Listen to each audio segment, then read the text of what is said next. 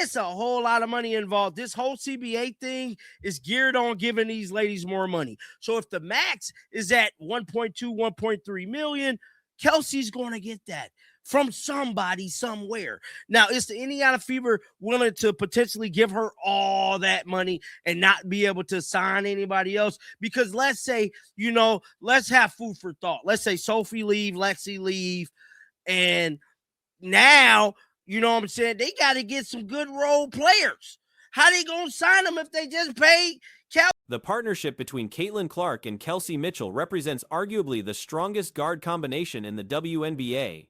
Comparisons to other duos like Natasha Cloud paired with Sabrina fall short when examining stylistic compatibility. The synergy between Clark and Mitchell appears unmatched across the league. From a tactical perspective, Mitchell's skill set aligns perfectly with what Clark brings to the floor. The optimal configuration for Indiana involves Clark operating as the primary facilitator while Mitchell functions similarly to a football receiver, capitalizing on catch-and-shoot opportunities, utilizing off-ball movement, and exploiting defensive rotations. Kelsey, 1.5 million, and the salary cap is like 2 million. I don't know. I'm just saying that could be a factor. Now, do I think she's going to leave? I don't think she's going to leave. But is it possible she leave? Yes, it is very possible. Kelsey Mitchell pack up her Louis bags and get the hell out of Indy. That's just how it's looking. Now, with that being said, we have to talk about these cryptic messages. Adding Aaliyah Boston as another offensive centerpiece completes this formula.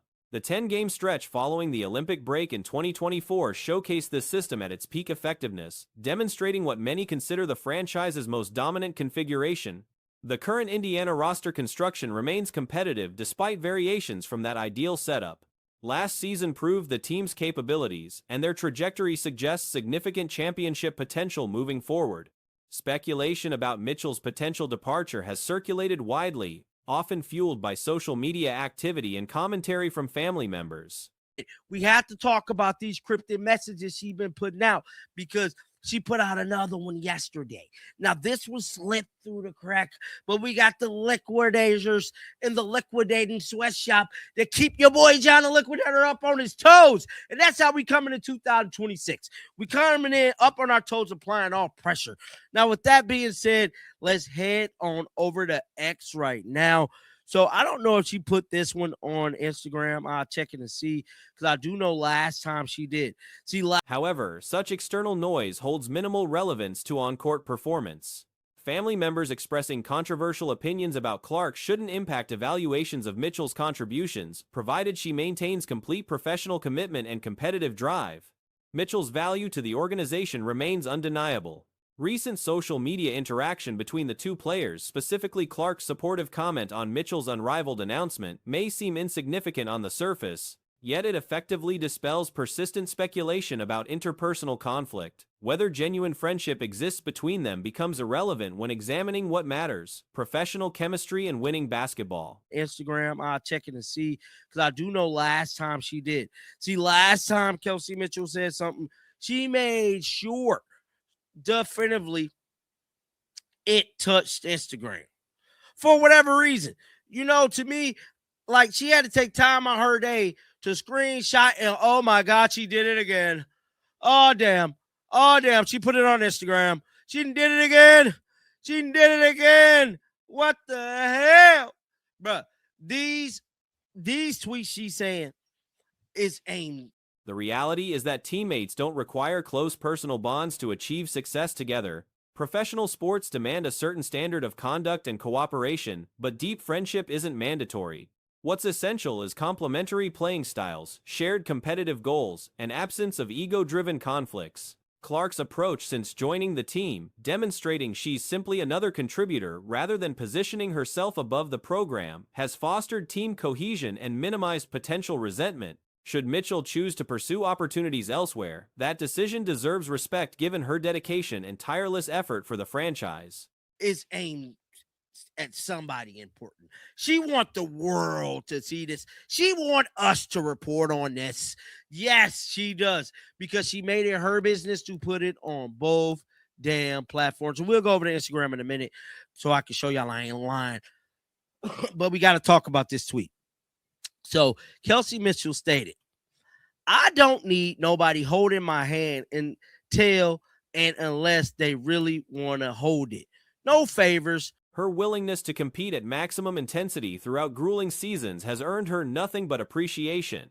If a departure occurs, Indiana would command substantial compensation in return, potentially a top 3 draft selection plus an established veteran, or multiple first-round picks from a team like Washington along with promising young talent. Yet from Indiana's perspective, retaining Mitchell remains the preferred scenario.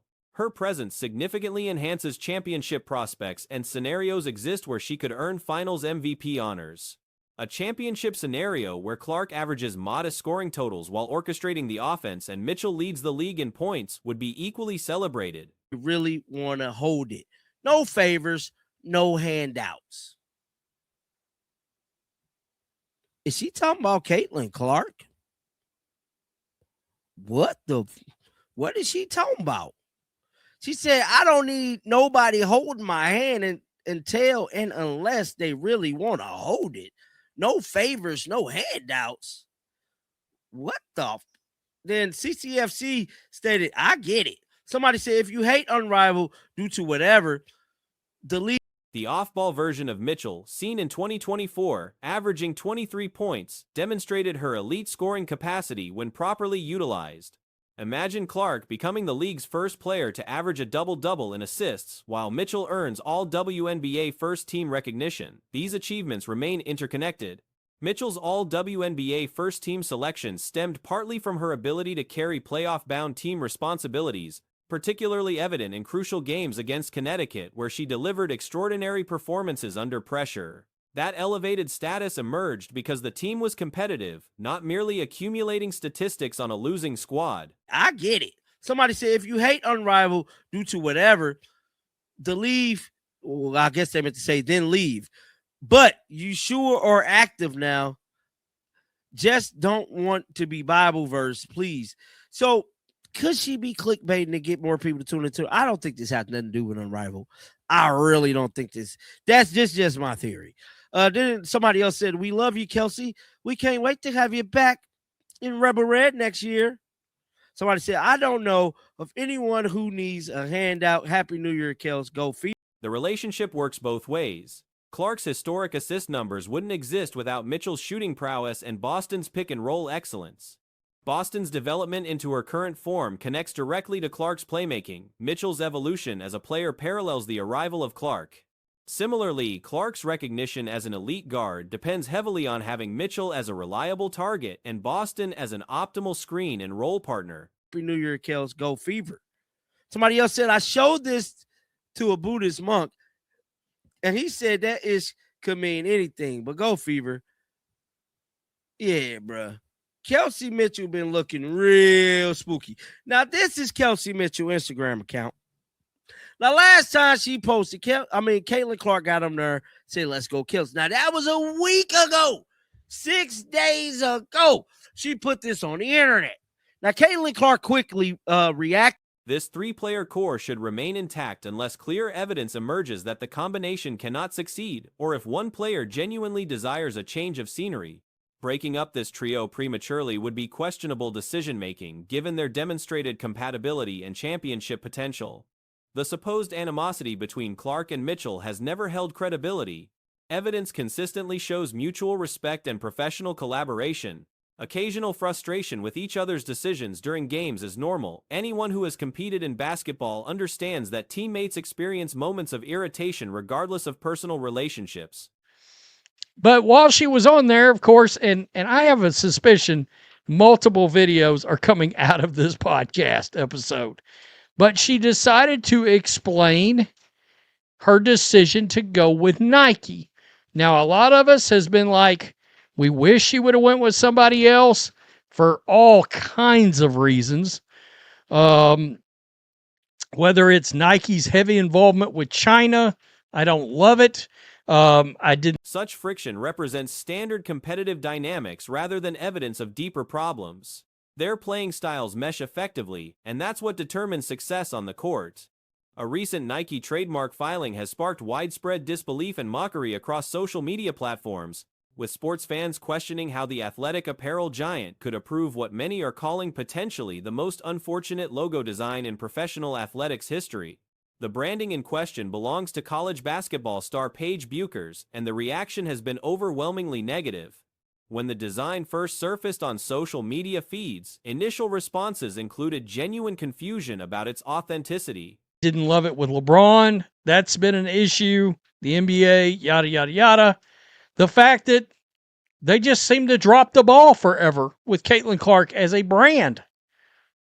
Right? I mean, how do you not have her official logo out and ready when she walks into the league? I don't get it. It's baffling to me.